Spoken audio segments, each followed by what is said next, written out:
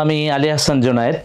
আজকে আমার দেখা নতুন বাংলাদেশ এবং এই নতুন বাংলাদেশ আসার পেছনে যে জুলাই গণ অভ্যুত্থান তা নিয়ে নিজের কিছু কথা বলতে চাই।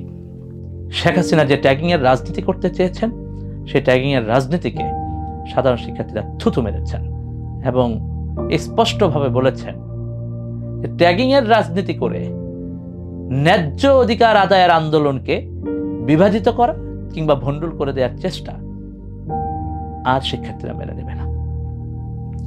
সেদিনই স্পষ্ট হয়ে যায় যে হাসিনার আন্দোলন ভণ্ডুলের যে নিয়মিত প্রচেষ্টা, তার যে ইউজুয়াল প্র্যাকটিস, এই প্র্যাকটিস থেকে শিক্ষার্থীরা বের হয়ে গেছে। এই প্র্যাকটিসের ব্যাপারে শিক্ষার্থীরা সচেতন হয়ে গেছে। 14ই জুলাই আমরা বিশ্ববিদ্যালয়ের শিবিরে যারা বিভিন্ন সময় দায়িত্ব পালন করেছেন তাদের একটা গ্রুপ ছিল। সেই গ্রুপে আমরা আলাপ করতে শুরু করি যে শিক্ষার্থীরা যে ট্যাগিং এবং টেবু ভেঙে ফেলেছে, এর ফলে বাংলাদেশের রাজনীতির এবং বাংলাদেশের মানুষের স্বাধীনতার যে নতুন দ্বার উন্মোচন হয়েছে, এটা কি করা যায়। পরের দিন 15ই জুলাই ঢাকা বিশ্ববিদ্যালয় ক্যাম্পাসে শিক্ষার্থীদের উপর নৃশংস হামলা চালায় ছাত্রলীগের সন্ত্রাসীরা। বাইরে থেকে ছেলেপেলেকে এনে ভাড়া করা গুন্ডাদেরকে দিয়ে সাধারণ শিক্ষার্থী এমনকি নারী শিক্ষার্থীদের গায়ে ব্যাপকভাবে আঘাত করা হয়। সেই দিনকার আমাদের বোনদের রক্তাক্ত চেহারা, বিশেষত তন্নির চেহারা আপনাদের মনে থাকার কথা। বোনদের রক্তাক্ত চেহারা সারা বাংলাদেশের সকল মানুষের হৃদয়ে আগুন জ্বালিয়ে দেয়। সারা বাংলাদেশের মানুষ প্রতিবাদে ফেটে পড়ে যে সাধারণ দাবির আদায়েও আন্দোলনে ছাত্রলীগ মেরে অথবা নির্যাতন করে, আতঙ্ক তৈরি করে, ভয় দেখিয়ে আন্দোলনকে দমন করে দিতে চায়। কি জঘন্য চেষ্টা!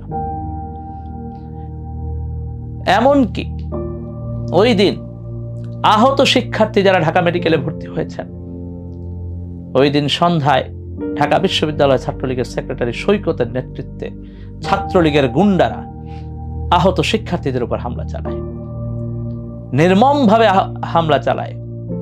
ডাক্তাররা, মেডিকেলের ডাক্তাররা সাক্ষী কিভাবে করে ছাত্রলীগ সেদিন আহত শিক্ষার্থীদের উপর হামলা করেছে, নির্যাতন চালিয়েছে। 15ই জুলাইয়ের এই ঘটনা বিশ্ববিদ্যালয়ের শিক্ষার্থীদের মনে আগুন জ্বালিয়ে দেয় এবং বিশ্ববিদ্যালয়ের শিক্ষার্থীরা তীব্র প্রতিজ্ঞাবদ্ধ হয়ে ওঠে যে ছাত্রলীগের এই হামলাকে আর মেনে নেওয়া হবে না, প্রতিরোধ করে তোলা হবে। আমরা আলাপ করতে থাকি, সাদিক, ফরহাদের সাথে আলাপ হয়। শিক্ষার্থীরা প্রতিজ্ঞাবদ্ধ, তারা এটা প্রতিরোধ করবে। ভয়াবহ পাষাণ আওয়ামী লীগ সরকারে থাকা অবস্থায় বিশ্ববিদ্যালয় ক্যাম্পাসে ছাত্রলীগকে বিতাড়িত করা হয়েছে। চিন্তা করা তো অকল্পনীয় ব্যাপার। এবং এই শিক্ষার্থীদের জীবন তখন নিশ্চয়ই রিস্কের মধ্যে পড়ে গেছে, ঝুঁকির মধ্যে পড়ে গেছে। তারপর বিশ্ববিদ্যালয়ে শিবিরের সাদিক কায়ুম শিবিরের কেন্দ্রের সাথে পরামর্শ করে শিক্ষার্থীদের প্রোটেকশনের জন্য চানখারপুর এলাকায় মহানগর থেকে লোকজনকে প্রোটেকশনের জন্য ঢাকা বিশ্ববিদ্যালয়ের অমর একুশে হল, শহীদুল্লাহ হল এবং ফজলুল হক মুসলিম হলের আশেপাশে জড়ো করে, যাতে করে যে কোনো হামলা এলে শিক্ষার্থীদেরকে তারা সহযোগিতা করতে পারে। তারপর 16 জুলাই সমস্ত শিক্ষার্থীরা তখন প্রতিজ্ঞাবদ্ধ যে তারা ছাত্রলীগকে প্রতিহত করবে। 16 জুলাই শহীদ মিনারে প্রোগ্রাম দেয়া হলো। শহীদ মিনারের শিক্ষার্থীরা জড়ো হয়েছেন, প্রস্তুত হয়ে আছেন যে কোনো হামলা এলে প্রতিরোধ করার জন্য। খবর এলো আবু সাইদ শাহাদাত বরণ করেছেন। আবু সাঈদের শাহাদাতের যে আইকনিক দৃশ্য, গুলির সামনে অকুতোভয় বুক পেতে দেওয়ার যে দৃশ্য সারা বাংলাদেশ দেখেছে। দুপুরে আবু সাঈদ, ওয়াসিম, শান্ত সহ ওই দিন 6 জন শহীদ হয়। আবু সাঈদের শাহাদাতের দৃশ্য সারা বাংলাদেশের মানুষের হৃদয়কে নাড়িয়ে দেয়। সবার চোখের সামনে সোশ্যাল মিডিয়াতে এই দৃশ্যটা সেই দিনে সবাই দেখতে পায়। বিশ্ববিদ্যালয়ের শিক্ষার্থীরা আরো প্রতিজ্ঞাবদ্ধ হয়ে ওঠে। তারা আর বিনা প্রতিরোধে মার খেয়ে সরে যাবে না, এরকম দৃঢ় অবস্থায় তারা শহীদ মিনারে অবস্থান করে। ছাত্রলীগের গুন্ডারা তখন রাজু ভাস্কর্যের এখানে অবস্থান করছে। এভাবে করে উত্তেজনাকর মুহূর্ত, বিকেল সন্ধ্যার দিকে শহীদ মিনার থেকে ছাত্ররা রওনা হয় এবং ততক্ষণে ছাত্রলীগ আর ওইখানে নেই। যখন শিক্ষার্থীরা হলের দিকে রওনা দেয় এবং শিক্ষার্থীরা প্রতিজ্ঞা নেয় যে তারা ক্যাম্পাসে ছাত্রলীগের গুন্ডাদের আর জায়গা দেবে না, তখন প্রথম রোকেয়া হলে ছাত্রলীগ মুক্ত করা হয় এবং এর ভিডিও সবার চোখের সামনে আসে। রোকেয়া হলে ছাত্রলীগের নেত্রী আতিকাকে শিক্ষার্থীরা ঘাড় ধাক্কা দিয়ে হল থেকে বের করে দেয়। এই নির্যাতক যারা শিক্ষার্থীদের উপর নির্বিচারে নির্যাতন করেছেন, কেস্টরুম, গণরুম, ছাত্রলীগের নেতা হিসেবে যেভাবে করে শিক্ষার্থীদের ব্যবহার করেছেন তার প্রতিবাদ শুরু হয় রোকেয়া হল দিয়ে। তখন সমস্ত শিক্ষার্থীদের মধ্যে উদ্দীপনা তৈরি হয়। হাজী মোহাম্মদ মহসিন হল থেকে ছাত্রলীগকে বিতরণের মধ্য দিয়ে শুরু হয় ছাত্রলীগ বিতরণের পালা। আমাদের গ্রুপগুলোতে তখন আলোচনা চলছে, প্রতিনিয়ত আপডেট আসতেছে। প্রত্যেকটা হলে ছাত্রলীগ বিতরণের ভিডিও, ছাত্রলীগ বিতরণের জন্য শিক্ষার্থীদের যে একতাবদ্ধ অবস্থান, এই প্রত্যেকটা জিনিস আমরা গ্রুপগুলোতে দেখছি, আপডেটেড থাকছি, খোঁজ খবর নিচ্ছি। হাজী মোহাম্মদ মহসিন হলের বৈধ সিটে যারা আছেন সে সমস্ত শিক্ষার্থীরা এবং আন্দোলনকারী যারা বিশ্ববিদ্যালয়ের বিভিন্ন হলের শিক্ষার্থী সবাই মিলে হাজী মোহাম্মদ মহসিন হল থেকে প্রথম ছাত্রলীগকে বিতাড়িত, তারপরে এক এক করে সমস্ত হলগুলো থেকে ছাত্রলীগকে বিতরণ করা হয়। সর্বশেষ এফ রহমান হল, সাদ্দামের যে রুম, সেই রুমে ছাত্ররা অভিযান চালিয়ে ছাত্রলীগ বিতরণের পর্ব শেষ করে। ছাত্রলীগের প্রত্যেকটা রুমে ছাত্ররা গিয়ে দেখেছে বিলাসবহুল জীবন, যেখানে সাধারণ শিক্ষার্থীদেরকে না খেয়ে দিন কাটাতে হয়েছে, যেখানে সাধারণ শিক্ষার্থীদেরকে এক একটা রুমে 20 জন, 30 জন, 40 জন করে থাকতে হয়েছে, সেখানে ছাত্রলীগের নেতারা অবৈধভাবে হলগুলোতে 5 স্টার রুমের মতো করে থেকেছে। তাদের রুমে নানাবিধ অপকর্মের জিনিসপত্র পাওয়া গেছে। 16 তারিখ রাতেই আমরা বিশ্ববিদ্যালয়ের শিবিরের সাবেক সভাপতিদের সাথে জরুরি ভিত্তিতে অনলাইন মিটিংয়ে বসি এবং আলাপ করি যে হলগুলোতে ছাত্রলীগকে বিতরণ করার অর্থ শিক্ষার্থীরা নো রিটার্ন পজিশনে চলে গেছে। তখনও ভয়ানক হাসিনা ক্ষমতায়, কিন্তু শিক্ষার্থীরা তো নো রিটার্ন পজিশনে চলে গেছে। ছাত্রলীগকে তো হল থেকে বিতাড়িত করে দেওয়া হয়েছে।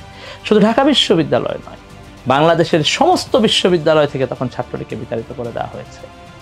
আমরা দেখেছি বরিশাল বিশ্ববিদ্যালয়ে কিভাবে র্যাব, পুলিশ সারেন্ডার করেছে শিক্ষার্থীদের উইল পাওয়ারের উপর। শিক্ষার্থীরা উইল পাওয়ারের উপর ভিত্তি করে র্যাব, পুলিশের বিরুদ্ধে তীব্র প্রতিবাদ জানিয়েছে এবং এক হয়ে ক্যাম্পাসে তাদের ঢুকতে বাধা দিয়েছে। র্যাব, পুলিশ সারেন্ডার করে সেই ক্যাম্পাস থেকে বের হয়ে গেছে বরিশাল বিশ্ববিদ্যালয়। ঘটনাগুলো ঘটছিল। ঢাকা বিশ্ববিদ্যালয়ে সহ সমস্ত বিশ্ববিদ্যালয়ে যখন ছাত্রলীগ বিতাড়িত, তখন একটা আনন্দ উচ্ছ্বাস, একই সাথে 6 জন ভাইয়ের শাহাদাত, প্রত্যেকের মনেই চিন্তা যে শুধুমাত্র কোটা বাতিল করে মানুষের রক্তের দাম তো দেয়া যায় না। একটা সাধারণ দাবি ছিল, সেই দাবিতে পুলিশ গুলি চালিয়ে 6টা তাজা প্রাণকে হত্যা করেছে। সুতরাং শুধু কোটা প্রথা বাতিল কিংবা সংস্কারের মধ্য দিয়ে এর সমাধান হতে পারে না। তখন এই আলোচনা চলছে।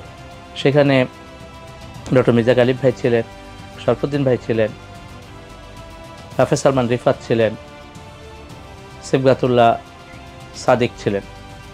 একই সাথে সাদিক কায়ুমের সাথে নাহিদ, আসিফ, মাহফুজের সাথে আলাপ হচ্ছিল যে শিক্ষার্থীরা যে পজিশনে চলে গেছে সেই পজিশন থেকে শুধুমাত্র কোটা বাতিল দাবি আদায়ের উপলক্ষ হতে পারে না, যেহেতু ইতিমধ্যেই রক্ত ঝরেছে। তারপর 17 তারিখ গায়েবানা জানাজা। গায়েবানা জানাজার আগে পুরো ক্যাম্পাস জুড়ে র্যাব, পুলিশ, বিজিবি ঘিরে এমন এক অবস্থা তৈরি করা হয় যেন এখানে যুদ্ধাবস্থা চলছে।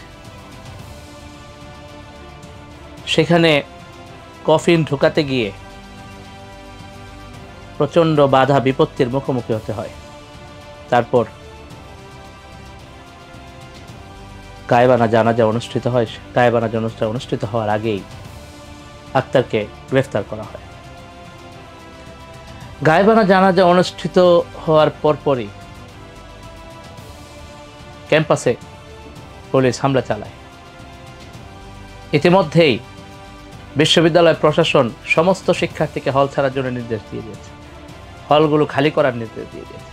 শিক্ষার্থীরা এর প্রতিবাদে বিশ্ববিদ্যালয়ের শিক্ষকদেরকে নিয়ে স্যাটায়ারমূলক বিজ্ঞপ্তি প্রকাশ করে যে আপনারা আপনাদের আবাসস্থল ত্যাগ করুন। শিক্ষার্থীরা তখন প্রতিজ্ঞাবদ্ধ ছিল যে তারা ক্যাম্পাস ছেড়ে যাবে না। সমস্ত বিশ্ববিদ্যালয়ের শিক্ষার্থীরা এ ব্যাপারে দৃঢ় প্রতিজ্ঞাবদ্ধ ছিল। ঢাকা বিশ্ববিদ্যালয়ের শিক্ষার্থীরা যখন সন্ধ্যা নেমে আসে তখনও তারা হল না ছাড়ার ব্যাপারে দৃঢ়। কিন্তু ইতিমধ্যেই ক্যাম্পাস জুড়ে যে আতঙ্ক, সারা দেশে আন্দোলনের উপর যে নৃশংস হামলা চলেছে সে খবর ধীরে ধীরে সবার কাছে আসছে। এই আতঙ্কর ফলে শিক্ষার্থীদের পরিবার থেকে বারবার চাপ দেওয়া হচ্ছে। তারপর ক্যাম্পাস আস্তে আস্তে ফাঁকা হয়ে যাচ্ছে এবং রাতে এসে মনে হচ্ছে যে ক্যাম্পাসে পর্যাপ্ত পরিমাণে শিক্ষার্থী নেই। তখন ছাত্রলীগ, পুলিশ যদি একসাথে হামলা চালায় তাহলে শিক্ষার্থীরা নিরাপত্তা ঝুঁকিতে পড়বে, তাদের জীবন নাশ হতে পারে।